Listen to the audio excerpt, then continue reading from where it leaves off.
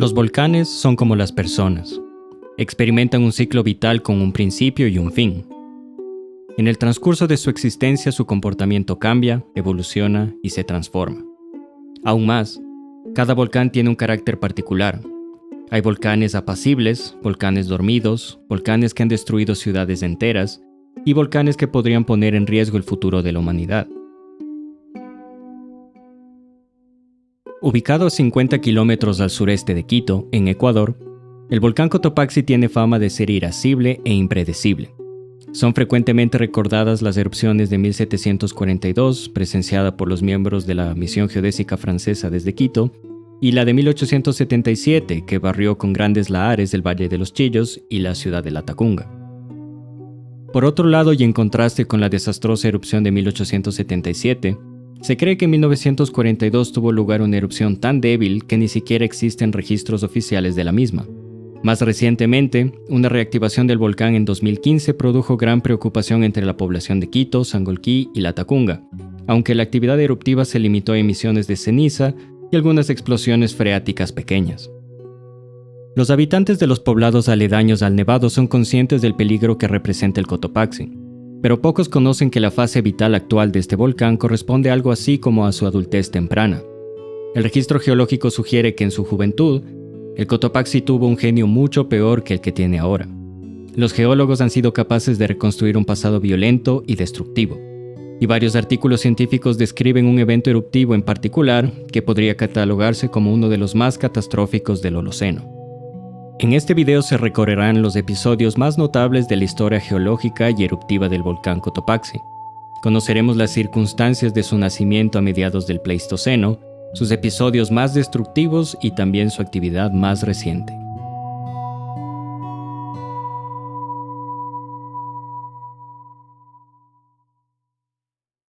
Toda discusión sobre la vida del volcán Cotopaxi debe empezar en el Jurásico tardío, hace casi 100 millones de años. El supercontinente Pangea empezaba entonces a desmembrarse, y el continente sudamericano, separándose de África, inició su lenta marcha hacia el oeste, que continúa hasta el presente. Este movimiento llevó a la placa sudamericana a colisionar con la placa de Nazca, pero mientras la placa continental se desliza sobre la de Nazca, esta última se desliza debajo de Sudamérica. A este proceso se le denomina subducción tectónica. Las gigantescas fuerzas que se generan con la subducción de la placa de Nazca bajo Sudamérica producen el levantamiento de la corteza terrestre a lo largo de toda la costa occidental del continente. Y este crecimiento vertical con el paso de los siglos ha esculpido lentamente la cordillera de los Andes, la más larga del mundo. Sin embargo, la subducción tectónica no se limita a erguir los altos picos de los Andes, algunos de los cuales sobrepasan los 6.000 metros de altura. La placa de Nazca arrastra consigo millones de toneladas de agua marina, que cuando entran en contacto con el manto terrestre se expanden y vaporizan. La mezcla del vapor de agua, la roca fundida y otros gases, al ser menos densa que el resto de la corteza terrestre, se eleva desde el manto a 50 kilómetros de profundidad y al llegar a la superficie quiebra el suelo y se libera en la atmósfera. Los volcanes son estos puntos donde el magma y el gas liberan la presión acumulada de manera violenta. Así, la subducción tectónica no solo ha formado la cordillera andina, sino que también ha generado el denominado Cinturón Volcánico de los Andes. El Cinturón Volcánico de los Andes, que alcanza casi 5.000 kilómetros de longitud, puede dividirse en 4 zonas principales: norte, centro, sur y austral. Se cree que la zona volcánica norte es la más reciente, iniciando su actividad volcánica a finales del Cretácico hace 60 millones de años. Es conveniente considerar que este periodo coincide con el impacto de asteroide que causó la extinción de los dinosaurios no avianos.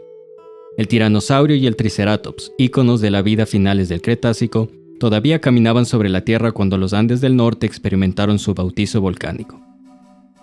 La zona volcánica norte de los Andes abarca casi toda la región Sierra del Ecuador, así como el sur de la cordillera central de Colombia. De estos dos países, el Ecuador contiene la mayoría de volcanes potencialmente activos, contándose en su territorio 27 volcanes. Por su parte, Colombia cuenta con 18 volcanes activos. De estos 45 volcanes se destacan en Colombia el Nevado del Ruiz, el Galeras y el Cerro Machín. En Ecuador sobresalen el Sangay, el Guagua Pichincha, el Tungurahua y el personaje principal de esta historia, el Cotopaxi. Si bien el volcanismo en los Andes septentrionales se remonta al Cretácico tardío, las enormes fuerzas geológicas de la región no dieron vida al Cotopaxi sino hasta hace 500.000 años, es decir, a mediados del Pleistoceno. Si la datación fósil es correcta, el Cotopaxi es 200.000 años más antiguo que toda la especie humana, Homo sapiens, cuyos vestigios más tempranos datan de 300.000 años antes del presente. Es en este punto, hace 500.000 de años y antes de que el humano moderno existiera, que el volcán Cotopaxi inicia su impresionante ciclo vital.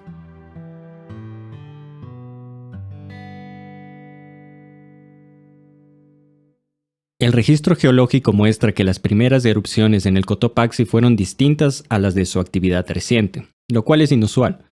Normalmente un volcán expulsa el mismo material rocoso durante todo su ciclo vital, pero en su infancia, el Cotopaxi parece haber preferido el magma viscoso rico en silicio, denominado riolita.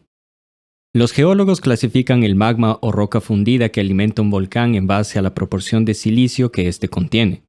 Así, a las rocas volcánicas pobres en silicio se les denomina máficas. Aquellas con una proporción intermedia de silicio se denominan andesíticas, mientras que las más ricas en silicio se denominan riolíticas. Pero, ¿por qué es importante la cantidad de silicio de una roca volcánica? El silicio en el magma aumenta su viscosidad, es decir, lo vuelve denso y espeso, lo cual influye en la fuerza eruptiva de un volcán.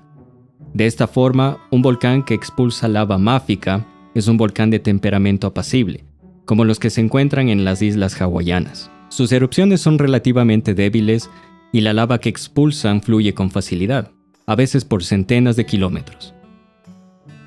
Por otra parte, los volcanes con magmas riolíticos suelen caracterizarse por sus erupciones violentas y explosivas, cargadas de gases, flujos piroclásticos y proyectiles balísticos de todos los tamaños. La alta viscosidad del magma riolítico durante la primera fase eruptiva del Cotopaxi dio lugar a grandes erupciones explosivas de tipo pliniano, aunque también se registran emisiones de ceniza menos intensas, así como erupciones freáticas.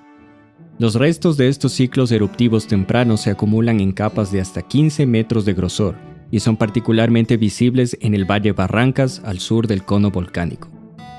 A partir de 400.000 años antes del presente, la actividad eruptiva del Cotopaxi disminuye notablemente y se registra un periodo erosivo prolongado. No obstante, se observan grandes flujos de lava andesítica, algunos de los cuales avanzaron hasta 40 kilómetros río abajo en la cuenca del río Pita, hasta el actual barrio de Selva Alegre. El pico Morurkum, a 4.850 metros de altura, es considerado una formación subvolcánica, acumulada a finales de este ciclo geológico. Se cree que grandes flujos de lava surgieron desde este punto, viajando 8 kilómetros hacia el suroeste. Es interesante que los flujos de lava del Cotopaxi y de su satélite Morurku sean diferentes, lo que sugiere un origen magmático distinto. A este primer episodio de la larga vida del volcán Cotopaxi se le denomina Cotopaxi 1 y parece haber durado aproximadamente 250.000 años.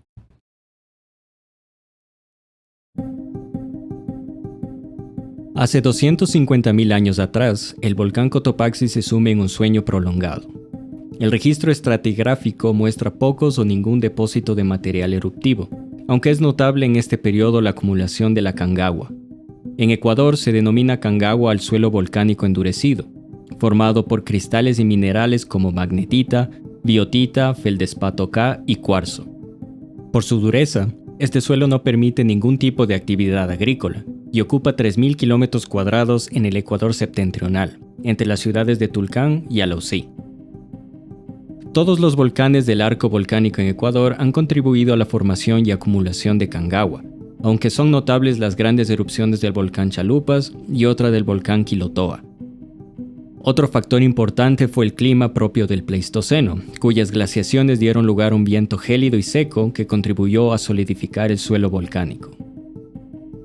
Interrumpiendo este periodo de tranquilidad hace aproximadamente 211.000 años antes del presente, Se registra la activación del gigantesco volcán Chalupas, ubicado 16 kilómetros al sureste del Cotopaxi. El registro geológico muestra evidencias de una erupción ultrapliniana masiva de material riolítico, cuyo volumen se estima alcanzó los 100 kilómetros cúbicos y que abarca las 3 regiones naturales del Ecuador continental. En base al material expulsado, esta erupción del Chalupa se ha clasificado como 7 en el índice de explosividad volcánica, o sea, supercolosal y similar al evento en el Tambora de 1815. Cabe notar que, contrario a lo que se ha especulado recientemente, la actividad del Chalupas parece haber cesado totalmente y que futuras erupciones se limitarían al edificio del moderno volcán Quilindañas.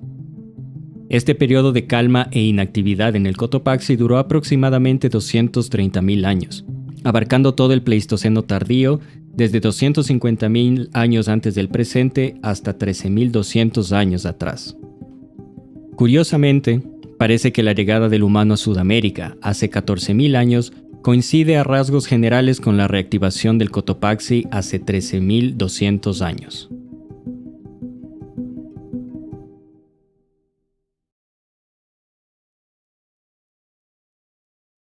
Al nuevo periodo de actividad en el Cotopaxi se le ha denominado Cotopaxi 2A y se caracteriza por numerosas erupciones riolíticas que abarcan un lapso de casi 9.000 años.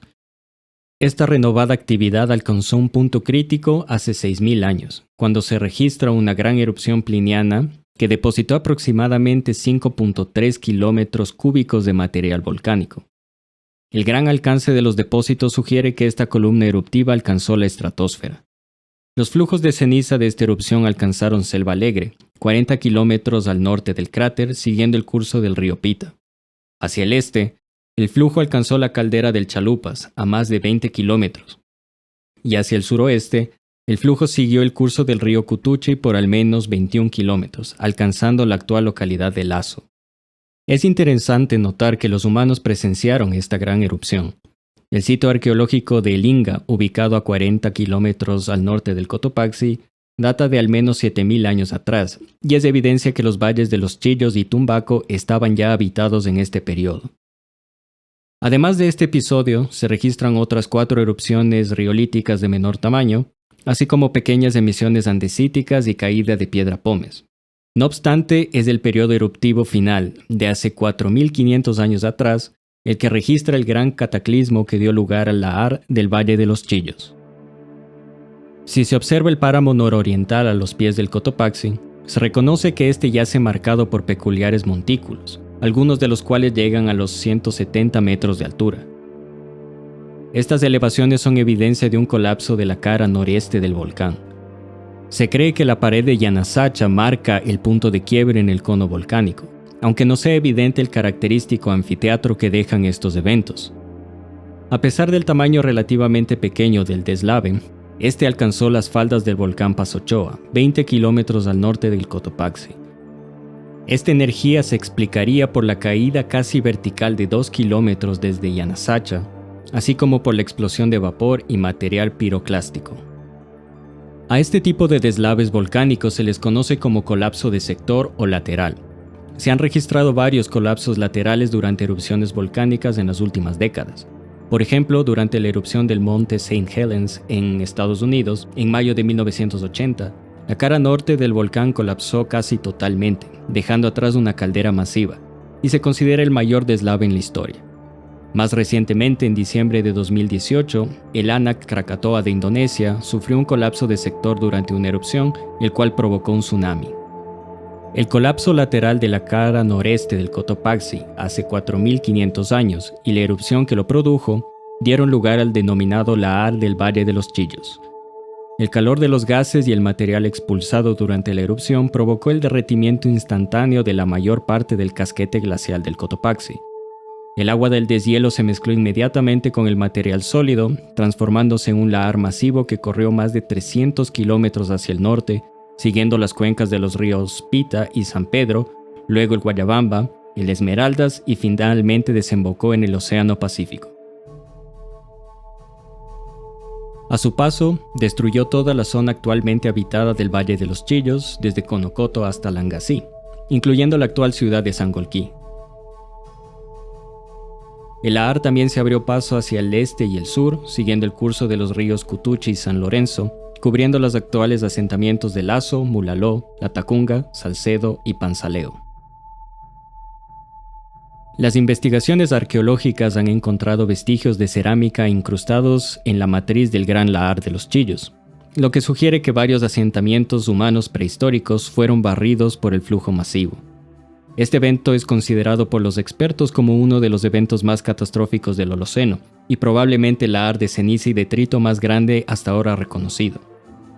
Se estima que el lahar del Valle de los Chillos mantuvo un flujo de descarga de entre 2.6 y 6 millones de metros cúbicos por segundo, un valor que excede por mucho la descarga diaria del Amazonas.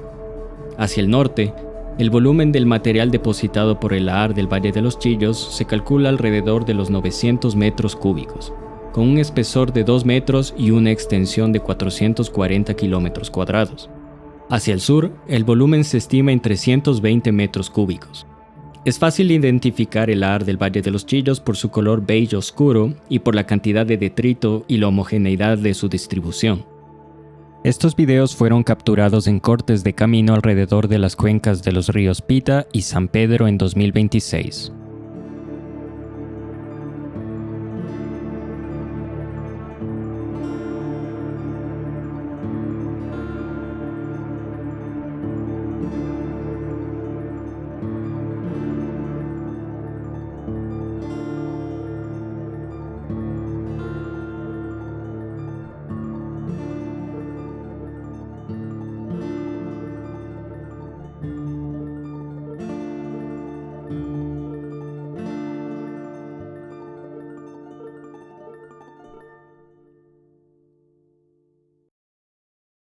La actividad del volcán Cotopaxi desde el cataclismo de hace 4.500 años se ha caracterizado por un magma andesítico menos viscoso que la riolita del pasado. La intensidad de sus erupciones se considera moderada, al menos si se las compara a su actividad pasada. Se han calculado 18 ciclos eruptivos y al menos 32 erupciones con índice de explosividad volcánica de número 3, intensidad severa. Casi todos estos ciclos presentan flujos piroclásticos que alcanzan distancias de entre 6 y 9 kilómetros desde el cráter, con un máximo de 19 kilómetros. Las erupciones de este periodo moderno parecen seguir un patrón regular, con expulsión de material grueso, piedra pómez, en un inicio, seguido de flujos piroclásticos y frecuentemente flujos de lava.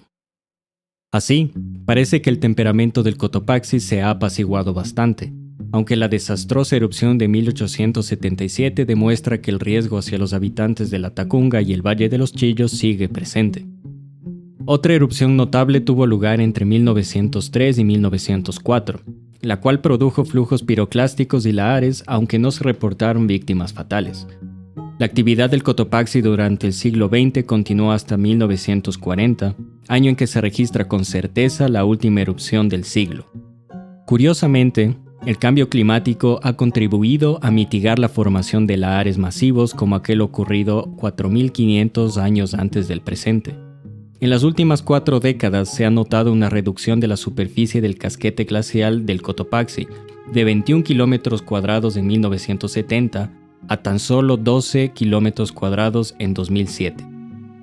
Esta reducción minimiza la fuente de agua potencial y por lo tanto el volumen y fuerza de los lahares. En el Holoceno temprano, hace 10.000 años, el glaciar del Cotopaxi era sin duda mucho más extenso que en 1970. En 1975, el gobierno ecuatoriano constituyó el Parque Nacional Cotopaxi, con el fin de proteger y preservar los paisajes, la flora y la fauna que caracterizan la zona que rodea el volcán. Entre las especies vegetales que pueden encontrarse en el Parque Nacional Cotopaxi, se encuentran la paja de páramo, los líquenes y licopodios. En cuanto a las especies animales en el parque, se encuentran venados, pumas y ojos de anteojos, así como gavilanes, búhos, caracaras y cóndores.